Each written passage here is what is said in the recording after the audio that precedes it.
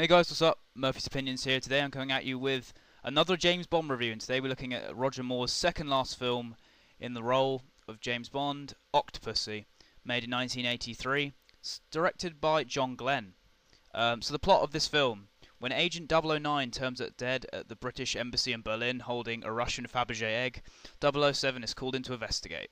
He soon finds out that the egg is being sought by a collector named Kamal Khan, who is in league with psychopathic Soviet General Orlov, who is hell-bent on the Soviet domination, despite reprimands from his superiors.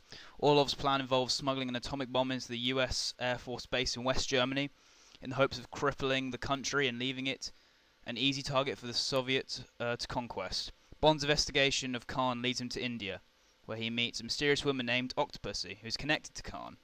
The bomb is smuggled abroad from the circus train, and one of the men helping Kamal and Orlov is the man responsible for killing 009. Bond must race against time to stop the bomb from exploding and killing thousands, then running down Kamal Khan before he escapes. Right, so now let's get on to the cast of this film. So as I said before, Roger Moore returns as James Bond, and I definitely say this is his another great performance here. I really do think that this should have been his last film. However, he did do one more, and we'll get to that in the next review. But I think this, you could tell Roger Moore was starting to age, but I think at this time, this really should have been his last film, personally, because you can tell he's having a lot of fun in the role, and he's just about I think they definitely made some of the people in it obviously more playing up to his age, in the sense of the Bond girl and everything slightly older and that sort of thing. So it kind of works here, but in the next film, which I'll talk about, as I said, it doesn't really work. And then you've got Octopussy, played by Maud Adams, who is in The Man with the Golden Gun. She returns as Octopussy. She returns to the film series as a different character, Octopussy. And I think Octopussy's a very underrated Bond girl. I think she's definitely one of the most interesting characters.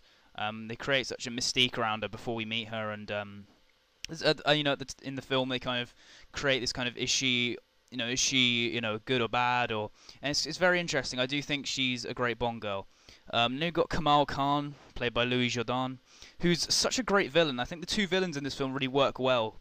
I think often in Bond films when there's two villains, the villains almost need to kind of be like opposites in a sense. Like Kamal Khan's quite sly, cool, kind of quiet, but he delivers his lines so well. Like when he says, "You, Mr. Bond, have a nasty habit of surviving," and I just really love him. He seems so kind of, snaky, I think, and definitely think he's a very underrated villain as well. And General Orlov, played by Steven Berkoff, he's the complete opposite to Kamal Khan, in the sense of he's so loud and over the top, and I really love Steven Berkoff in this. He's just so over the top. It's just amazing, and I think he's definitely a fun villain in this film as well. And then we've got Gobindo, the henchman, played by Kabir Bedi, I believe that's pronounced. He kind of reminds me of Oddjob in the sense that he's tough, strong, but he doesn't really say much dialogue apart from, I think he says one line towards the end of the film. But he's a fun henchman as well. I wouldn't put him in my top 10 per se, but he's definitely kind of just outside, I'd say. He's definitely a classic kind of Bond henchman who just is a complete badass, and I do really like that. Then we've also got two twin assassins played by Anthony and David Mailer. These are fun assassins. I think they're it's quite interesting to see. Obviously we had the gay assassins in Diamonds Are Forever, so it's interesting that they kind of put another twist on it by making them twins. I think it's quite a cool dynamic, and they're actually responsible for the death of 009, and they're in, works with Khan and Orlov, which is cool. And I do like these twin assassins. I think it's a cool concept, I think. Then obviously we've got Bond's ally Vijay, played by Vijay Amritraj, who I believe was a former tennis player actually. But yeah, he's a really likable Bond ally here. He's not necessarily the best actor, but he's just such a likable character, I think. He really kind of works well in this film, in my opinion. And we get a new M after M being missing in For Your Eyes Only due to Berners-Lee's death. They bring in Robert Brown, who was in The Spy Who Loved Me. And I'd like to think that he's kind of the same character, and he's been promoted to M in a sense. So I think his role's not huge in this film, but he's with Robert Brown as M, I definitely don't think he's like as good as Bernard Lee or Judi Dench, but I do think he is still a good M. I think he's still got that kind of authority and presence in a sense, but he's just slightly more he's slightly different in the sense of he's not as active, I'd say. And then Q returns as well, played by Desmond Llewellyn. Again, this is another. I think this is one of, in terms of the Q character, one of his best performances. He gets much more to do. He's actually out in the field helping Bond, and he's just so great in this film. You know, the scene with him and Bond in his like his like HQ in India. That's a really fun scene. He's on top form in that film, in that scene, I believe. Lois Maxwell as Moneypenny. This is an interesting one because,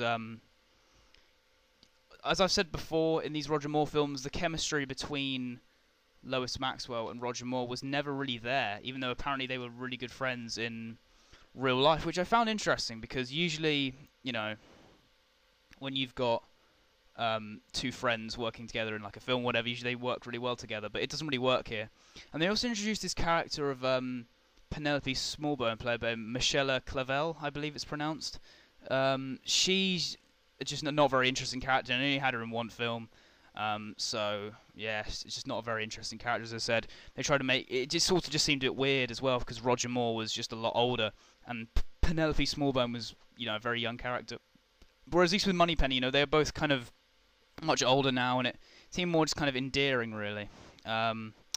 So yeah, the score here is done by John Barry, and I've got to say it's a very good score. I think with John Barry, obviously Octopussy, A View to a Kill, and The Living Daylights were his last three films in doing the score for the James Bond series, and I think these are like his three best scores. I really do love the score for this film, and they just got these last three scores that he did, I think, were really great.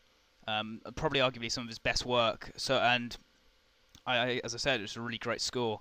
When it comes to kind of some of the best scenes in Octopussy, I really do love the opening title sequence. It doesn't really relate to the film, but it's just such a fun sequence, you know, with Bond in the plane and the missile chasing after him, and it's just such a great scene, you know, him trying to escape and everything.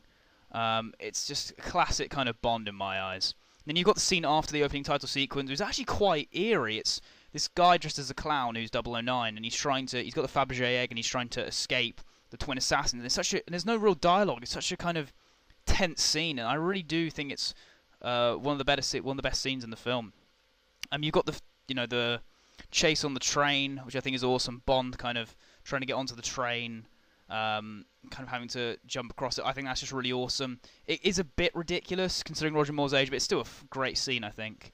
And you know, if you think it's ridiculous, there's some of the stuff he's doing in Octopus. You just wait for the next film. But yeah, there's also a fight on the plane with Bond and Gobinda, which I think is really fun. You know, I kind of love how the fact Gobinda's kind of willing to just go up on a plane and fight Bond when Kamal Khan just tells him to do it. It just shows how loyal he is, really, which I think is, and it's just a great kind of scene as well with Bond on the plane, trying to help Octopussy, who's been taken by Kamal Khan.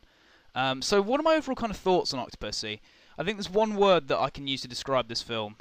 For me, anyway. I know this won't apply to everyone, but nostalgic. Because this is actually the first James Bond film that I ever saw.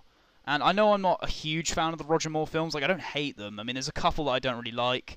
And I think Octopussy is that one film where, I think everyone has this in the Bond series, where there's one film that it's not necessarily that great, or a lot of people don't necessarily like it that much, but they get this kind of enjoyment out of it. And I think for me, Octopussy is that film. I know a lot of people get it with, say, The Moonraker or The Man with the Golden Gun. I think for me, it's Octopussy here. I think it's just such a fun film.